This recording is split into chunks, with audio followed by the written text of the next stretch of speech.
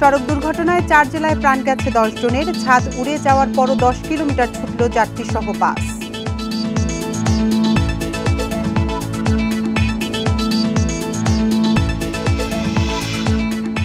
সংস্কার ইস্যুতে মতভেদ থাকলেও নির্বাচন নিয়ে শঙ্কা দেখছেন না বিশ্লেষকেরা। গণতন্ত্র প্রতিষ্ঠার সুযোগ কাজে লাগানোর আহ্বান।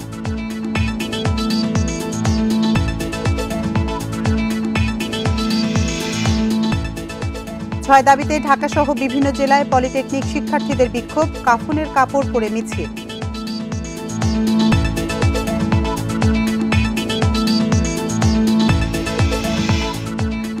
এবং রাজধানীতে 80 টাকার নিচে মিলছে না কোনো সবজি, চাল পেঁয়াজের বাজারও চড়া। বান্ডেল থাকলে প্রতি সেনমানিতে টাকা বাঁচবে। বিকাশ সেনমানি বান্ডেল কিনে জিতুন প্রতি লেনদেনে। স্বাগত সংবাদ সন্ধ্যায়, আপনাদের সাথে আছি আমি আতিফা আঞ্জুমান। শিরোনাম শুনছিলেন এতক্ষণ, এবার চলে যাচ্ছি পুরো খবরে। সড়ক দুর্ঘটনায় 4 জেলায় প্রাণ গেছে 10 জনের। এর মধ্যে হবিগঞ্জে প্রাণ গেছে 4 ইটভাটা শ্রমিকের। ময়মনসিংহ ও সিরাজগঞ্জে 2 জন করে মারা গেছেন দুর্ঘটনায়। চুয়াডাঙ্গায় বাস চাপায় নিহত ভ্যানের চালক যাত্রী। অন্যদিকে মুন্সিগঞ্জে কয়েক দফা সংঘর্ষে ছাদ উড়ে যাওয়ার পরও 10 কিলোমিটার ছুটেছে যাত্রীবাহী বাস। কারো প্রাণের পরোয়া করেনি চালক। বৃহস্পতিবার দুপুরে দ্রুতগতির একটি মাইক্রোবাস নন্দীবাজার এলাকায় পৌঁছালে বিপরীত দিক থেকে আসা একটি সিএনজির সঙ্গে সংঘর্ষ হয়। এতে ঘটনাস্থলে গুরুতর আহত হন 4 জন। তাদের উদ্ধার করে হাসপাতালে নিলে চিকিৎসক 2 জনকে মৃত ঘোষণা করেন। শুক্রবার মধ্যরাতে পিকআপে চেপে কাজ শেষে হবিগঞ্জে ফিরছিলেন 17 ইটভাটা শ্রমিক। সংস্কার প্রশ্নে রাজনৈতিক দলগুলোর মতভেদ থাকলেও নির্বাচন নিয়ে কোনো শঙ্কা দেখছেন না বিশ্লেষকেরা। বলছেন এতে অবাধ সুষ্ঠু ভোটের পরিবেশ নিশ্চিতে চাপ তৈরি হবে মতৈক্য। পাশাপাশি গণতন্ত্র প্রতিষ্ঠায় জুলাই অভ্যুত্থানের সুযোগ কাজে লাগানোর পরামর্শ দিচ্ছেন তারা। 5 আগস্টের পর নির্বাচন ও সংস্কার ইস্যুতে বিএনপির সঙ্গে কিছুটা দূরত্ব তৈরি হয় এক সময়ের জোটসঙ্গী জামায়াতের। তবে সম্প্রতি নির্বাচন নিয়ে 2 দলের চাওয়া প্রায় অভিন্ন। বিএনপি, জামায়াত আর সেনাপ্রধানের 18 মাসের সময়সীমা বিবেচনা করে আগামী ফেব্রুয়ারিতে ভোটের আশা অনেকের। তবে এক্ষেত্রে এনসিপির বক্তব্যে বাধা তৈরি হয়। দলটি নির্বাচনের পরিবেশ নিয়ে অভিযোগ করছে। রাজনৈতিক দলগুলোর এমন বিভক্তি থাকলেও নির্বাচন নিয়ে শঙ্কা দেখছেন না বিশ্লেষকরা। উল্টো এতে সুষ্ঠু ভোট আয়োজনে চাপ তৈরি হতে পারে বলে আশা তাদের। দুইটাই ইম্পর্টেন্ট আলোচনা, একটা তারিখ চাই আর হলো নির্বাচন করার মতো পরিবেশ চাই। তো ইতিমধ্যে আমরা যদি সবার সাথে কথা বলি, সব রাজনৈতিক দলের সাথে দেখবেন আপনি সবারই কিছু অভিযোগ আছে। নির্বাচনটা যেন সুষ্ঠু হয়, গ্রহণযোগ্য হয় এবং নির্বাচনের জন্য কারোর জন্য অসুবিধা না হয়, কোনো দলের জন্য এবং কোনো দলের জন্য সুবিধা না পায়, এই ব্যবস্থাটা নিশ্চিত করা সরকারের দায় আছে এবং এই বৈঠকগুলো সরকারকে এই চাপটা দিবে। নির্বাচন নিয়ে রাজনৈতিক দলগুলোর সাথে সরকারের মতভেদ হবে এবং একটা নির্বাচন না হওয়ার মতো পরিবেশ সৃষ্টি হবে, আমি এটি কোনোভাবে দেখি না। সেক্ষেত্রে সবচেয়ে বড় যে জিনিসটা আমি বললাম যে পলিটিক্যাল ডিসকাশন বা পলিটিক্যাল ইন্টারাকশনটা কিন্তু সরকারের বাড়াতে হবে। এদিকে তৃতীয় শক্তির উত্থান ঠেকাতে সব দলকে নির্বাচন বিষয়ে একমত হতেই হবে বলে জানাচ্ছেন বিশিষ্টজনেরা। রাজনীতি চায় না যে শক্তি, সেই শক্তির হতে উত্থান করতে পারে। এই জন্য সবাই কিন্তু চিন্তিত। মধ্যে মনে হচ্ছে যে কাল সকালবেলা, তবে আমার কেন যেন মনে হয় রাজনীতিবিদদের মধ্যে একটা সেন্স ফিরে আসবে। তারা চাইবেন যে একটা সমাধান হোক। আর আমরা তো এই লড়াইটা করেছি একটা নির্বাচনের জন্য। ওই নির্বাচনে যদি অনিশ্চিত হয়ে যায় তাহলে তো বাংলাদেশের আগামী দিনের ভবিষ্যৎ খুবই অন্ধকার। জনগণের অধিকার রক্ষায় অভ্যুত্থানের সুযোগ কাজে লাগিয়ে নির্বাচন সংস্কার সহ সব বিষয়ে দলগুলোকে আন্তরিক হওয়ার পরামর্শও দিচ্ছেন বিশ্লেষকেরা। রেজওয়ানুল হক, ইন্ডিপেন্ডেন্ট নিউজ, ঢাকা। রোহিঙ্গাদের প্রত্যাবাসন নিয়ে বাংলাদেশ উভয় সংকটে রয়েছে বলে মন্তব্য করেছেন পররাষ্ট্র উপদেষ্টা তৌহিদ হোসেন। সংকট সমাধানে আরাকান আর্মি এখন বড় সমস্যা বলেও মন্তব্য করেন তিনি। শুক্রবার ফরেন সার্ভিস দিবস উপলক্ষে এক আলোচনা অনুষ্ঠানে উপদেষ্টা বলেন, বাংলাদেশ মিয়ানমারে বিদ্রোহী গোষ্ঠীর সঙ্গে সরাসরি আলোচনা করতে পারছে না, আবার তাদের এড়িয়ে যাওয়াও সম্ভব নয়। তবে জাতীয় স্বার্থে আলোচনায় বসা যেতে পারে বলেও জানান তিনি। এছাড়া 2 মার্কিন উপসহকারী পররাষ্ট্রমন্ত্রী সফরে ট্যারিফ নিয়ে ফলপ্রসূ আলোচনা হয়েছে বলেও জানান পররাষ্ট্র উপদেষ্টা। তিনি আরও জানান, বাংলাদেশি কর্মীদের বিদেশে পাঠানোর ক্ষেত্রে দেশ থেকেই 80% সমস্যা তৈরি হয়। পরে দূতাবাসগুলোকে তা সামলাতে হয়। এজন্য প্রশিক্ষণের উপর জোর দেন তিনি। শ্রমিকদেরকে বিদেশে পাঠাই, আমাদের কর্মীদেরকে বিদেশে পাঠাই, তাদের 80% সমস্যা আমরা ঢাকা থেকে তৈরি করে পাঠাই, আর 20% সমস্যা সৃষ্টি হয় মিশনে যাওয়ার পরে। কিন্তু সেই 100% সমস্যার সমাধানের দায়িত্ব কিন্তু আমার মিশনগুলোর উপর এসে পড়ে। 6 দফা দাবিতে আজও বিক্ষোভ কর্মসূচি পালন করেছে ঢাকা পলিটেকনিক ইনস্টিটিউটের শিক্ষার্থীরা। দুপুরে রাজধানীর তেজগাঁওয়ে মাথায় কাফনের কাপড় বেঁধে গণমিছিল করেন তারা। এ সময় সরকার এবং কর্তৃপক্ষকে দ্রুত দাবি মানার আহ্বান জানায় কারিগরি শিক্ষা আন্দোলন বাংলাদেশ। সব ধরনের বৈঠক বাতিলের ঘোষণা দিয়ে শিক্ষার্থীরা বলেন, দাবি বাস্তবায়ন না হলে আরও কঠোর কর্মসূচি দেওয়া হবে। কারিগরি শিক্ষাক্ষেত্রে এখনও বৈষম্য কাটেনি বলে দাবি করেন তারা। এ সময় পেশাজীবী সংগঠনের সবাইকে পাশে থাকার আহ্বান জানায় কারিগরি শিক্ষা আন্দোলন। এর আগে গেল বুধবার 6 দফা দাবিতে ঢাকার 7 রাস্তার সড়ক অবরোধ করেন সরকারি বেসরকারি পলিটেকনিক ইনস্টিটিউটের শিক্ষার্থীরা। পরে গতকাল সচিবালয়ে শিক্ষা মন্ত্রণালয়ের কারিগরি ও মাদ্রাসা শিক্ষা বিভাগের অতিরিক্ত সচিবের সাথে বৈঠক হলেও তাতে অসন্তোষ জানান আন্দোলনরতরা।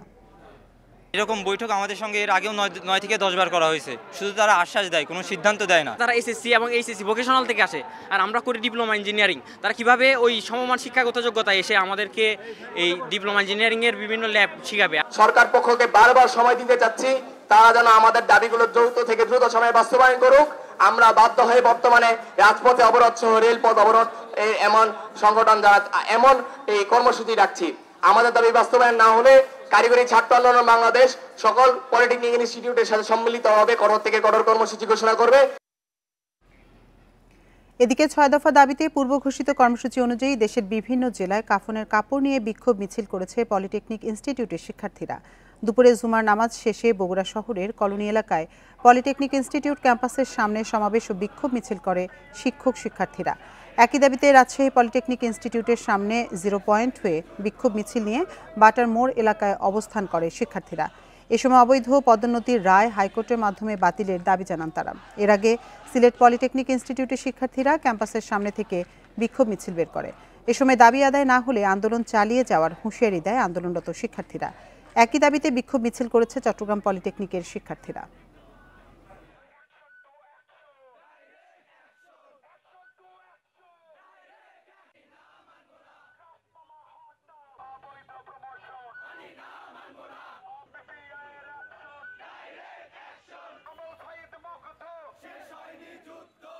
পলিটেকনিক শিক্ষার্থীরা কোন অবস্থায় থাকলে তারা রাজপথে দাফনের কাপড় পরে নামতে পারে। আমরা প্রধান উপদেষ্টার দৃষ্টি আকর্ষণ করছি, যত দ্রুত সম্ভব কারিগরি সেক্টরের এই 6 দফা দাবি মেনে নিয়ে আমাদেরকে শান্ত করুন। কালকে আমাদের আশ্বাস দেওয়ার জন্যই ডাকা হয়েছিল। আমরা ভেবেছিলাম যে হ্যাঁ আমাদের হয়তোবা তারা কোনোভাবে সাহায্য করতে পারবে। বলছেন তোমাদের দাবি মানবো মানবো মানবো মানবো, কিন্তু কোনো লিখিত দিচ্ছেন না, যার বাংলা অর্থ একটাই, প্রতারণা। বিএনপিকে পাশ কাটাতেই এ সরকার নির্বাচন দিতে বিলম্ব করছে বলে অভিযোগ করেছেন বিএনপির ভাইস চেয়ারম্যান শামসুজ্জামান দুদু। নির্বাচিত সরকার প্রতিষ্ঠার জন্য অনতিবিলম্বে রোডম্যাপ ঘোষণার দাবিও জানিয়েছেন তিনি। সকালে জাতীয় প্রেস ক্লাবের সামনে বিএনপির নেতা ইলিয়াস আলী চৌধুরী আলমসহ গুম হওয়া সকল নেতাকর্মী সন্ধানের দাবিতে আয়োজিত সমাবেশে এসব কথা বলেন তিনি। বিএনপি যাতে গণতান্ত্রিক প্রক্রিয়ায় ক্ষমতায় যেতে না পারে সেজন্য নির্বাচনকে এড়িয়ে যাওয়া হচ্ছে বলে অভিযোগ করেন তিনি। আওয়ামী ষড়যন্ত্রকারীদের রক্ষা করা হচ্ছে দাবি করেন তিনি। হাসিনার মতো অন্য কোনো ফ্যাসিবাদের উদ্ভব হলে তাদেরও তাড়ানো হবে বলে হুঁশিয়ারি দেন তিনি। বিএনপিকে পাশ কাটানোর জন্য যাতে বিএনপি নির্বাচনের মধ্য দিয়ে মানুষের সমর্থন আদায়ের মধ্য দিয়ে ভোটের মধ্য দিয়ে সরকার গঠন করতে না পারে, সেই জন্য নির্বাচনকে এড়িয়ে যাওয়া হচ্ছে বলে আমরা মনে করি। নির্বাচন নিয়ে সরকারের পক্ষ থেকে যে ডেডলাইন দেয়া হয়েছে সে সময়ের মধ্যে সংস্কার ও মানবতা বিরোধীদের বিচার সম্পন্ন করে নির্বাচনের আয়োজনের আহ্বান জানিয়েছেন জামায়াতে ইসলামীর সেক্রেটারি জেনারেল অধ্যাপক মিয়া গোলাম পরওয়ার। সকালে কুমিল্লার লাকসাম পাইলট উচ্চ বিদ্যালয় মাঠে উপজেলা ও পৌরসভার কর্মী সভায় তিনি বলেন, নির্বাচন প্রক্রিয়া অবাধ, নিরপেক্ষ ও নিরাপদ করার জন্য প্রশাসনিক ও সাংবিধানিক ন্যূনতম সংস্কার শেষ করে হাসিনা এবং তার সহযোগীদের বিচার করতে হবে। এ সময় জামায়াতে ইসলামী নির্বাচনের জন্য প্রস্তুত রয়েছে বলেও জানান তিনি। তবে স্বৈরাচার সরকারের সময়ের মতো পাতানো নির্বাচনের চেষ্টা করা হলে জনগণ তা মেনে নেবে না বলে মন্তব্য তার। সরকার বলেছে 26 জুন অথবা 25 ডিসেম্বর।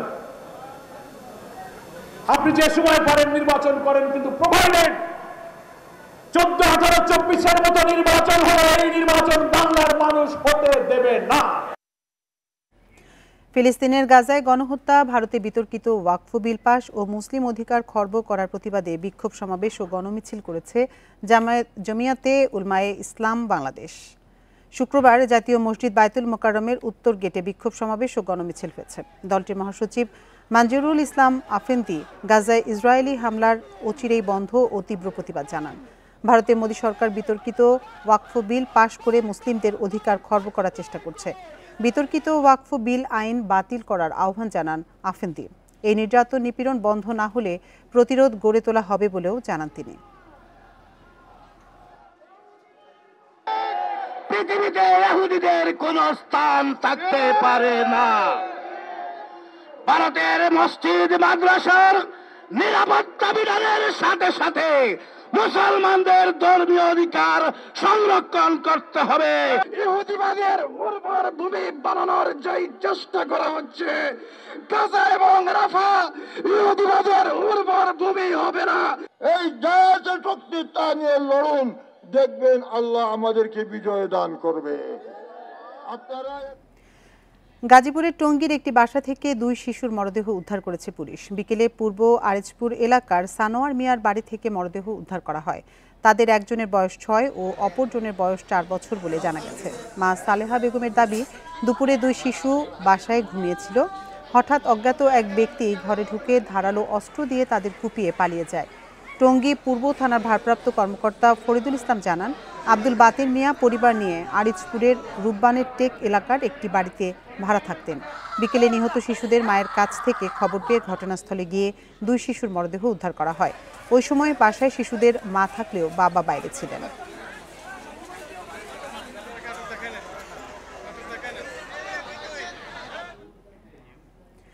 এ নিয়ে আরো জানাতে এবার গাজীপুর থেকে আমাদের সাথে যোগ দিচ্ছেন সহকর্মী আবুল হাসান। আবুল হাসান, এই ঘটনায় এখন পর্যন্ত কোনো মামলা হয়েছে কিনা, পুলিশ কি বলছে এই ঘটনার বিষয়ে, এবং এলাকাবাসী কারোর সাথে কথা বলতে পেরেছেন কিনা, তারা কি জানিয়েছেন?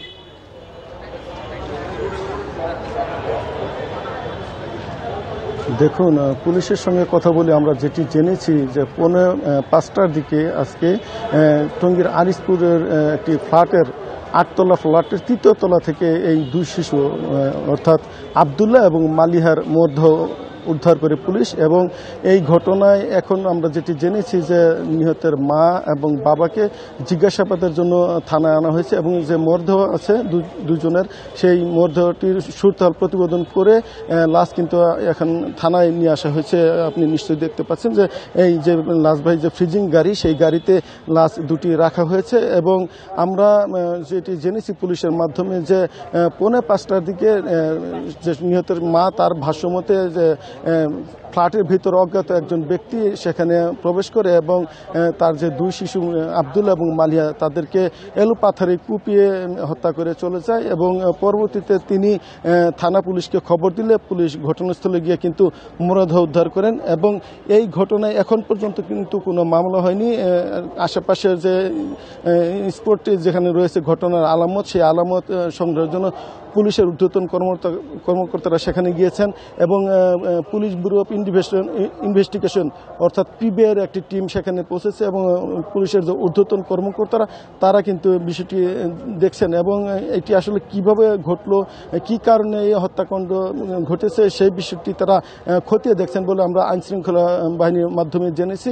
এবং তারা বলছেন যে যে ঘটনাটি ঘটেছে এটি অত্যন্ত মর্মান্তিক একটি ঘটনা এবং এই ঘটনায় যেই দায়ী থাকুক তাদেরকে গ্রেপ্তার সহ মূল যে রহস্য সেটি উদ্ঘাটনে তারা দ্রুততম সময়ে চেষ্টা করবেন এবং যাতে অপরাধী দ্রুতই গ্রেপ্তার হয় সে প্রচেষ্টা তাদের রয়েছে বলে আইনশৃঙ্খলা বাহিনীর পক্ষ থেকে আমাদেরকে জানানো হয়েছে। এই ছিল গাজীপুরের 2 হত্যাকাণ্ডের, শিশু হত্যাকাণ্ডের সর্বশেষ পরিস্থিতির খবর। গাজীপুর থেকে সবশেষ তথ্য জানাচ্ছিলেন সহকর্মী আবুল হাসান। আর এই ছিল সংবাদ সন্ধ্যার আজকের আয়োজনে। ইন্ডিপেন্ডেন্ট টেলিভিশনের সব খবরে বিস্তারিত জানতে চোখ রাখুন ফেসবুক, ইউটিউব এবং এক্সে। এতক্ষণ সাথে থাকার জন্য ধন্যবাদ সবাই।